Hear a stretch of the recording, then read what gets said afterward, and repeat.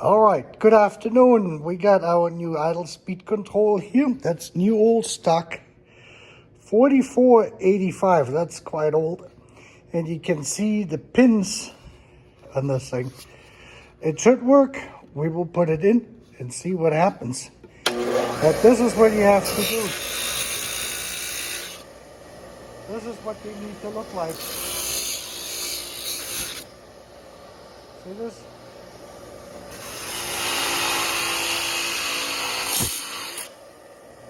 This way.